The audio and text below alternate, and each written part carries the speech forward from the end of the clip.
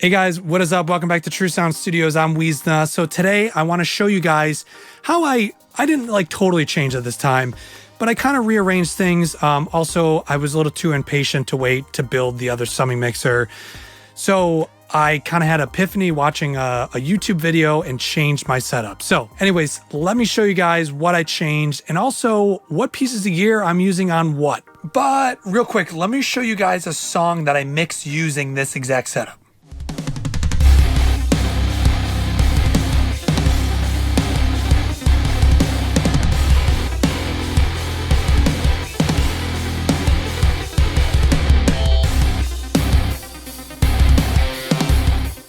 Okay, so we start off looking at the desk, of course, and the centerpiece is always going to be the SSL X Desk.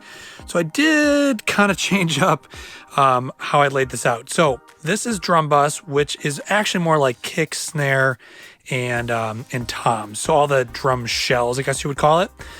And then the two alt channels up there, that is drum stereo 2. That is all of the cymbals, overheads, things like that, the bright part of the drums. And then we have guitar left and right. So this is always rhythm guitar, super wide. Then we have a stereo leads channel. So this could be everything from synth lead, guitar leads, anything like that, or piano leads, mono bass channel and mono main vocal channel. And then with the alt channel, so like I said, this is the drum stereo 2, all the cymbals and stuff. We have a stereo synth channel. So obviously this would be any, synth, piano, strings, that type of thing.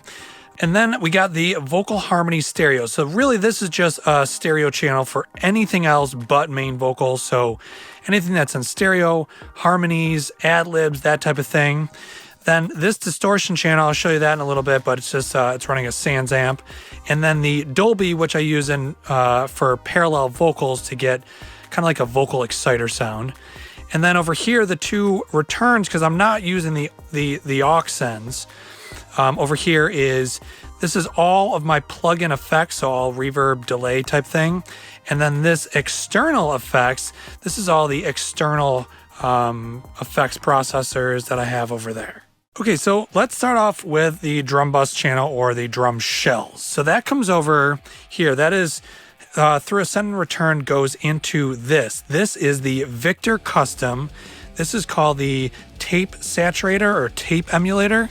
So this has two monster transformers in it, and it gets you that tape saturation. That sounds so good on drums. It also helps to shave off a little bit of the pokey transients on drums, so you still get a ton of attack, but it just kind of shaves off those really, really quick transients that you really technically don't need.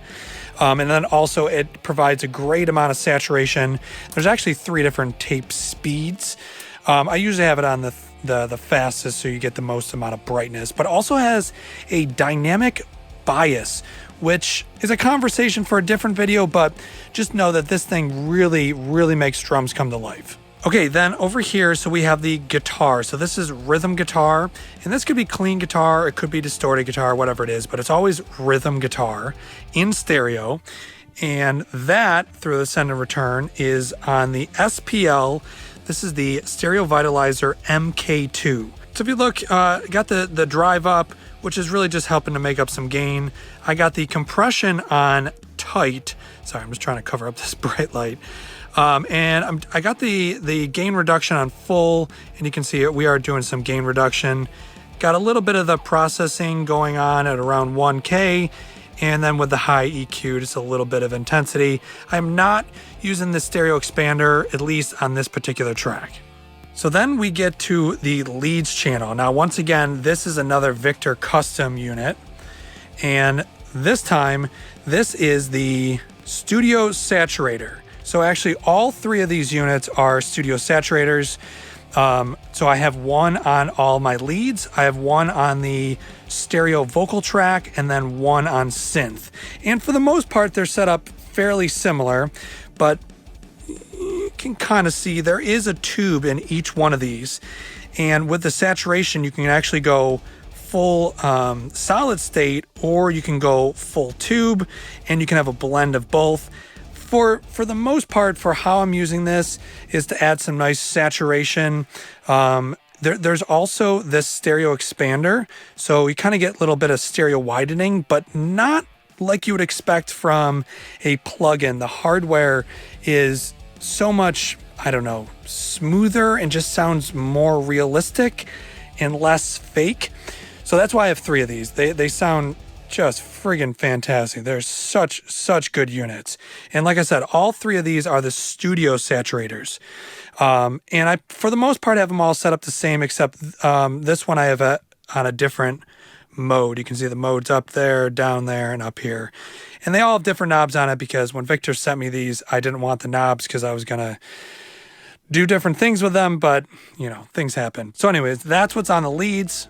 Okay, so then we get to bass. So I actually am not using anything on the center returns for bass. So as of right now, I am blending some of the Sans amp in with the bass, but that's all done in the box and it's just routed out here. And then for lead vocals, I'm actually not putting anything necessarily on this vocal channel. Sometimes I will use like a de-esser into the 163, kind of like in limit mode. So doing a little de-essing and a little limiting. I sometimes might throw that on there, but not all the time. So anyways, these channels are really just acting as summing and don't have any gear attached to them. The drum stereo channel though, that uses this EQ. So this is the Garish Lab G.10. This is the version 3. This is the version 1. And you can see what I'm doing here. I'm just doing a lot of high lift, cutting out a little, scooping out a little the mids, and then really cutting off the low end. And these are on, but I accidentally soldered in the lights opposite, but I just kind of left it because I like the red color. But anyway, so this is on all the cymbals and the overheads. And then the synth and the stereo vocal channels were once again these the Victor Custom Studio Saturators. I already talked about that. And then we get to the distortion channel. So with this distortion channel, that is actually connected to this, the Sans amp. You can see I got a lot of drive going on there, and I'm really trying to saturate a lot with this. And it's also connected to this DBX 266XL compressor that I will compress pretty heavily with this, and then also use the noise gate just in case this thing's a little bit too loud for whatever I'm using it for. And then the last channel is this Dolby channel. And if you guys have seen it in my other videos, I use a Dolby noise reduction unit. You modify this. This uses the Type A card. This is the Cat 22 card. You modify this and it turns into like a high frequency exciter, and it sounds amazing on vocals. And then this also runs out into this second channel where I can use a noise gate, because depending on how much I'm using, this thing could be a little loud, kind of depending on what I'm using it on. So if you guys are enjoying this video, please click the like button. And then my effects stereo. So this is all the plugins that are just running into here. I'm not doing any processing, post-processing with that. It's just coming straight into this channel. And then this channel is all my external effects, my analog effects. So let's take a look at that. That is actually connected in over here, but hang on one second. So all of these units are getting an output signal from the Army M32DA, that big guy right there. And then that signal comes over to here so that I can automate it from the DAW and run it into these units. So we got the digital line delay, which I will use for like a vocal doubler sound. Both of these Lexicon MPX 100s, big long reverb typically in like a short room sound. This is actually usually on 64. And this is like the best chorus I've ever heard ever. It's still my favorite. The quadriverb is on a chamber 2 right now. That one I probably switch up the most. And then this third dimension I love using on guitars. I'll pan the guitar maybe all to the left and then put this effect all the way to the right, and it really creates this amazing sound. And then all the outputs of all these units go into this mixer. So this is kind of like another like summing mixer. So then I have total control over all the effects, and then the stereo output of that comes over to here and then runs into this channel where it's blended together with everything else. Okay, so now let's talk about the front up here. So I've definitely changed things a little bit. So let's start off with the Audioscape bus compressor. It is up nice and very easily accessible. This is on the main mix bus. So all the channels get summed together. They go through the main mix bus. And if I have this insert button on, signal will go to the Audioscape bus compressor, and I obviously can compress it from there. Additionally, connected to this is the IGS Rubber Bands Stereo Pultec. So this is on the main mix bus. And then additionally is the Victor Custom SAT station. Now, I just did a video on this, link it down below, but this is very, very much like the HG2 black box, except way, way cheaper. And it sounds so, so good. This is one of those pieces of gear that I kind of repurposed, and I love the sound of this. You can see it's got a pentode section, a triode section. It even has the air band, just like the HG2 black box, and it even has a stereo widener. You can change the gain of each section, and there's a wet dry blend. So amazing unit. So all three of these are on my mix bus now. And then all of my tracks are still coming from the DAW. It's coming to the RME M32 and then goes into the SSL X Desk where it goes to different pieces of gear.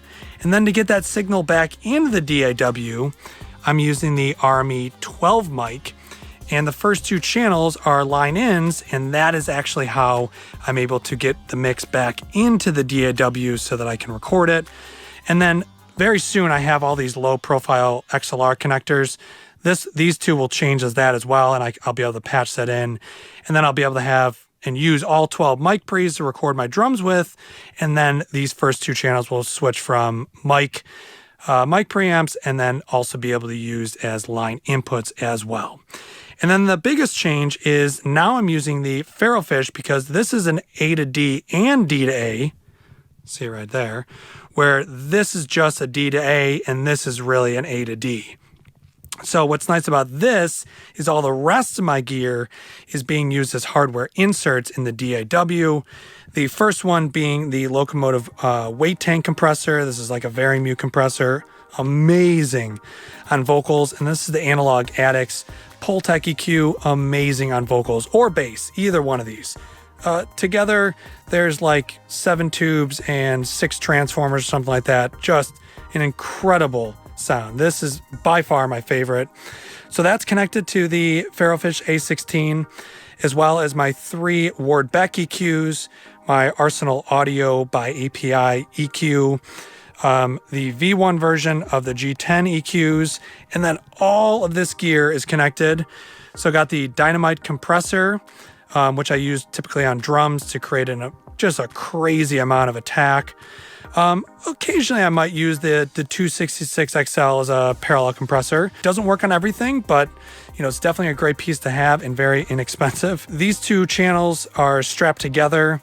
Let me turn this on. These two are strapped together in a slave mode. So these are really like a stereo pair, the DBX 160X. Separately, I will use this occasionally on bass.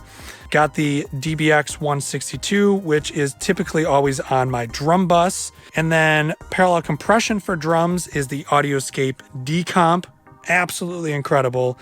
My struggle is always whether I use this in the compression mode or in the saturation mode, because this thing sounds amazing on both. I also have a video on this too if you guys want to see it. And I got the L2 limiter, which stopped working again, so I have to work on that. But all that stuff is connected through the Ferrofish so that I can use it just like a plugin in my DAW. Okay, so yes, I changed my setup once again. Really what I'm trying to do is get to a point where using analog gear isn't such a burden, because that has always been the biggest problem. I struggle. I can mix a song great, but then coming back to do small revisions is absolutely killer. There's so much to reset up again and recall that it makes me not want to do it. And so I'm trying to find a solution, a way to be able to do this that makes sense for me so that I can mix the different genres of music and it not make me want to not mix because it takes so long. And the most recent setup that I changed was amazing. But the problem was I was using the SSL X Desk and I was really kind of like the mentality was to mix bands. Well, unfortunately, I don't mix as many bands to make that setup work. So the other times when I'm mixing hip hop or pop or singer-songwriter where I don't have these massive exploding drum sounds, this wasn't working. So that's why I changed it. So I really wanted to show you guys that because this is really, really starting to work.